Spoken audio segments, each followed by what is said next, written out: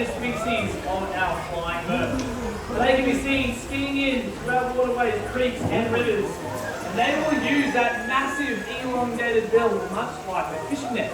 However, you may notice marlin, he has terrible table manners and he swallows his fish down whole. But how on earth does he do that?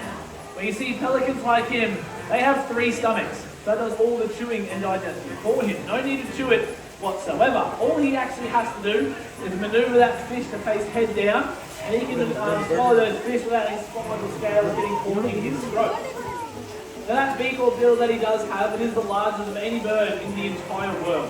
It can grow to lengths of over 50 centimeters long and hold over 13 liters of water at one time. It can hold more water than what he even weighs himself, which is absolutely incredible.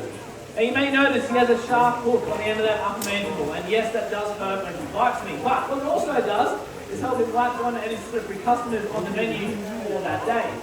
Now you see this way of fishing, it may seem impressive, however, it unfortunately allows him to bring in caught and entangled in our active and our scarf fishing line.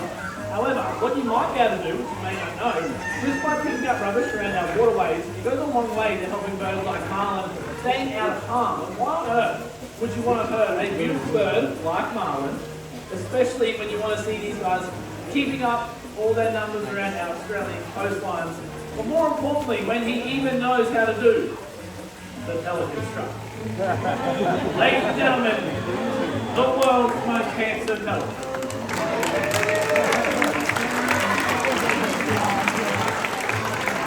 That gets slower just about every single day that we do. But you see, not all water birds have actually had a negative impact on the way we practice our fishing. Some people like to capitalise from them with our modern day fishing practices, especially after this little fella comes in. His name is Monster. He is a crested tern. Now, the cool thing about our crested terns is they have evolved to get 70% of their diet from what we call genus and bycatch. I believe that you asked well. That is the stuff that our fishing trawlers and our fishing boats will throw off the side all the way out to sea. Now, Monster, he may be a coastal species of water bird, but believe it or not, he can be found up to 10 kilometres offshore, fishing for his favourite foods such as anchovies and sardines, all those kind of gross fatty fish that we're not going to really like to touch.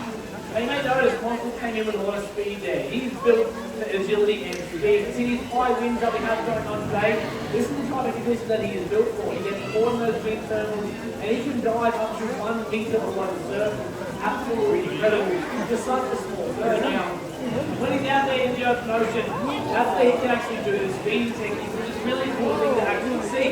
However, there has been records of little water birds like Monster ending up all the way in the middle of Australia.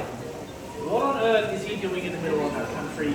He's not meant to be there. But it is believed that when these big winds they get a little bit too strong, or if we have a passing tropical cyclone, they will blow little water birds like him all the way to the middle of Australia. He's getting awfully chatty with me, so just bear with me 1 second.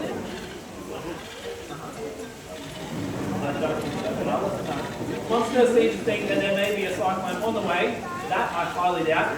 Just on the off chance that does happen, I'm going to take him home. But ladies and gentlemen, that was Monster, the crested tern. Come on, buddy.